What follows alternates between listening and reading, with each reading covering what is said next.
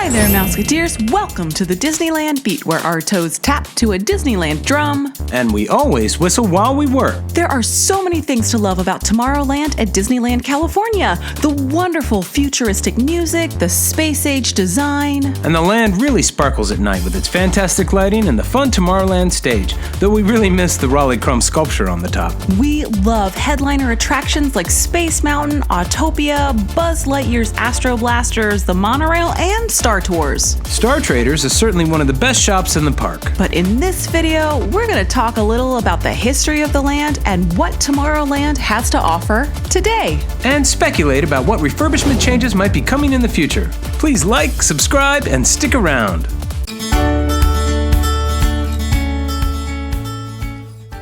Tomorrowland was always meant to be a presentation of the future. When the park opened in 1955, they intended to present the futuristic world of 1986. But as time marched forward, Walt Disney soon realized the challenge of a land with such a premise. With our perceptions of the future always changing, the land would constantly have to change with it. So no other land has had as many attractions as Tomorrowland, nor had as many attractions close. In 2020, Tomorrowland's a very fun place to be, but more than any other land, a mixture of styles and spaces left over from refurbishments in years past is evident. And of course, as you wander the land, the unused tracks of the People Mover sadly weave around overhead. Autopia is the only opening day attraction that still exists, and the tracks and the vehicles are completely different. And it's our opinion that Tomorrowland has always had some attractions in it that just didn't make much sense for the overall theming of showcasing the future. On opening day, it featured the Bathroom of the Future, which actually might fit better than, say, the Matterhorn, which opened in 1959 as part of Tomorrowland, before later joining Fantasyland. And of course, attractions like America Sings, which took guests on an animatronic musical review of American musical history, well, they really seem to belong elsewhere. Which brings us to our first current attraction. We're going to discuss the Finding Nemo Submarines. While it is nice that the 2001 refurbishment saved the classic attraction from being closed, the theme of the ride has nothing to do with Tomorrowland and seems to make little effort to do so. The submarine attraction in 1959 was based on 20,000 Leagues Under the Sea, which does present a futuristic submarine for 1866, the year that it's set in. But it does bring up a thought. We would argue that the retro steampunk styling of Disneyland Paris's Tomorrowland is very effective, giving the land a timelessness that we would like to see come to California. There has been lots of talk over the past few years about the future of the submarine ride, and while most people believe that the lagoon will remain in some form, we have to agree the ride itself is a likely candidate for refurbishment or closure. Apparently, the ride is very expensive to maintain, and it would be very difficult to replace the infrastructure of the ride, which is aging. I struggle to imagine the lagoon area without a submarine ride, and I absolutely love the history. I have to admit it is not my favorite attraction with its tight quarters and limited views, but that said, I often spend a lot of time at Disneyland just standing on the monorail platform, watching people load into and out of the submarine ride. Even just thinking about it right now is relaxing, and we would be so sorry to see the ride go, but it's certainly possible. We also think Autopia has the same problem, and the two rides are linked. We love Autopia, the sounds the car makes, the wonderful layout to the tracks. It's one of the first cars our kids got to drive, and it's a fantastic ride through the trees for the adults too. But you have to admit, the highway system might have seemed futuristic in 1955, but now it's just something I try to avoid. It doesn't really seem all that futuristic to us. Even with the addition of Asimo and his bird, somehow just driving past a robot does not a futuristic ride make.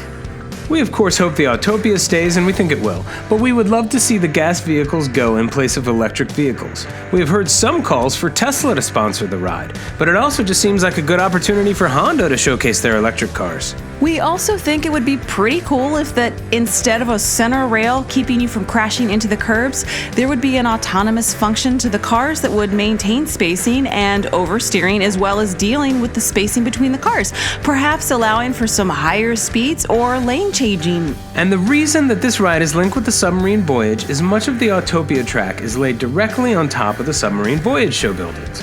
which are almost all buried underground, so they cannot replace the subs without it really affecting Autopia. It is also worth mentioning that another defunct ride is directly attached to the space, the Fantasyland motorboat cruise that opened with the Matterhorn, Monorail, and subs in 1959. After being the smoking section for a long time, this pier acts as overflow seating for Edelweiss snacks, but the area is a great candidate for future Fantasyland expansion. And when rumors started to fly about the new Beauty and the Beast ride coming to Disneyland, this was one of the places it was thought it might go. They could even use some of the submarine spaces for the dark ride. We think that Disneyland will always have an Autopia like they always have, but there have been several versions over the years, and we would not be surprised to see the vehicles and the tracks change again. The next Tomorrowland attraction to discuss is the Monorail. This famous ride works a little differently in Disneyland than it does in Walt Disney World, where it is a transportation option to get to the park.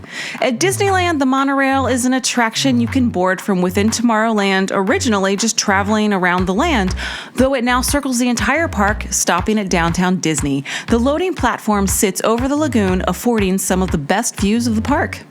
While it is possible some segments of the monorail track could be rearranged to accommodate future needs, we think there is no chance of any major changes happening to this ride. Too much infrastructure throughout the resort is built around it, and it's just too gosh darn iconic.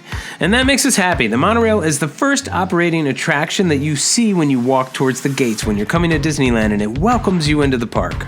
As you make your way south from Fantasyland towards the heart of Tomorrowland, you pass by the Star Wars Launch Bay, an attraction that almost certainly seems to be slated for change. This massive building houses some Star Wars meet and greets, ones that we are huge fans of, specifically Darth Vader and Boba Fett, as well as having a number of Star Wars models and video games that you can play. It used to house the Carousel of Progress, which fits into the land's theme a bit better, I think. It was our opinion that once Galaxy's Edge opened, Tomorrowland would see a reduction in its Star Wars theming in favor of more original futuristic things and attractions, but we will have to see it. Either way, we don't see the launch bay sticking around for too long, and we are not sure Disney really knows what to do with the building, as they have tried quite a few things over the years. The round building, together with Space Mountain, are really responsible for the modern space-age feel of the land. And we are sure its many balconies and spaces are useful, so we think it's probably a pretty hard decision for Disney, and they would prefer to keep it if they could. Nonetheless, we would not be surprised to see the entire building replaced in the future. And as you pass by on the right, you'll see another attraction, though it is now closed. But as it in many ways still exists at the park, we'll discuss it. The People Mover, a ride that closed in the mid-90s for reasons we won't get into now, used to take guests on a tour of Tomorrowland, passing through every show building and over and around the Autopia, and its broken tracks are still there today. This ride used to provide a kinetic energy to the land that we think is lacking somewhat. When you're over by the Matterhorn and the lagoon, you can watch the subs coming past, laugh at the seagulls, and listen to the Matterhorn riders scream. But closer to Space Mountain and all of the futuristic attractions, there's no visible kinetic movement at all. Yet, the tracks linger, effective in creating a roof for the land, but for many, just reminding them of what used to be and no longer is. We've said this before, but we just can't think of a better thing for Disney to add to Tomorrowland than the People Mover, no matter what future it holds. Space Mountain has acted as the anchor for the land since its opening in 1977 and is probably the most popular ride in the land. And while there may be some more overlays coming in the future, we can't see anything major changing about that, really. The Space Mountain complex is huge. It has spaces that have not seen effective use for a long time. The first I think of is the Starcade, an arcade space that still has signage up, but it's been closed for years. The Tomorrowland stage has struggled to find a successful inhabitant since it was the Magic Eye Theater, showing Captain EO, which boasted lines as long as Space Mountain itself for a while. It was most recently the theater seen showing Disney Plus previews after they closed Path of the Jedi. But that's just not something that adds to my Disneyland day that much, Disney Plus previews. When we first heard about Galaxy's Edge, we actually considered the thought that the next attraction, Star Tours, would move into the land. It seems like having a travel service operating from the outpost is within the realm of possibility, and it would make room for something new in the old Adventures Through Inner Space building. Tomorrowland will continue to be the home of a more timeless Star Wars universe, we think, where Han and Luke can exist beside Captain Phasma. Star Tours is definitely no longer a new ride, having been at the park for about 35 years now, but its format has allowed it to be continually refreshed, and the ride is still a really fun experience with a fantastic queue, and we hope it has a long future ahead of it at the parks. We really don't think it's going anywhere, but as Disney is creating so much more effective motion simulators these days, anything is possible. And of course, there's Buzz Lightyear's Astro Blasters, the interactive shooter game that is hugely popular and a lot of fun. Its reliance on practical elements are to be praised, and in our opinion makes this a fantastic ride. The ride made great use of an area that was sitting empty after its original occupant, America the Beautiful, presented in Circarama Theater in the Round, closed in the early 90s. One version of the ride in Hong Kong has recently been replaced with an Ant-Man and the Wasp themed attraction. We've not ridden it ourselves, but the ride-through videos show an attraction that really depends much more on screen work and to us seems less interesting. And finally, as we come back to the hub, we find the Astro Orbiters. Used to be the Tomorrowland Jets, but it's a really fun flat ride that we just love. But one that used to be a bit better because it used to sit at the top of the People Mover loading platform, giving it much more height and thrill. Walt Disney realized early that keeping up with tomorrow is a difficult task, and almost as soon as you build an attraction, it becomes outdated. As we look at speculation for the future of the park, we have to think that it's near the top of the line for major refurbishment. We would certainly advocate for a space-age styled retro theming. The steampunk Jules Verne theming works wonderfully at Disneyland Paris, but we think that going with a mid-century space-age look would look really great in California. Much of the land already leans in this direction with leftover elements from the 1967 Tomorrowland refurbishment, and we think that refurbishment, the 1967 New Tomorrowland, was the last time that the land was truly cohesively themed. And we think its sleek lines and period feel would work again. The new Tomorrowland of 1967 had a fantastic look, adding a huge amount of energy to the land, creating a style that has become period, and should be looked to for inspiration moving forward.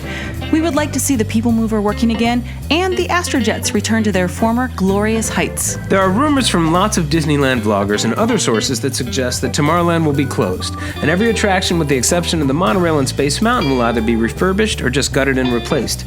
But these are rumors that were running around prior to COVID, so it seems like if that is going to happen, it's going to be delayed. We tend to think Disney does have some sort of a plan already. They might have several of them that maybe not all include major demolition. Disney has put a great deal of money and time into plussing the entrance of the land recently with the removal of the French fry rocks and making more room out at the hub, and also several ornamental additions to the South building that houses Star Tours, and the Space Mountain Terrace have been made. So we kind of think those buildings are safe. But it's hard to say what the future holds for the rest of the land. We sure hope Disney avoids the temptation to turn the land into a bunch of screen-based attractions and stick with attractions that rely on practical elements. They should definitely get rid of unused spaces and relics. And we would humbly suggest that they need to work towards cohesive theming for the land and make sure every attraction and piece of architecture works towards it. We will close with this thought. Master Imagineer Tony Baxter was seen in 2019 up on the People Mover tracks, taking in the land. We sure hope he was up there dreaming up some future Disney magic for all of us to enjoy in Tomorrowland. See you real soon, Mouseketeers. See you real soon.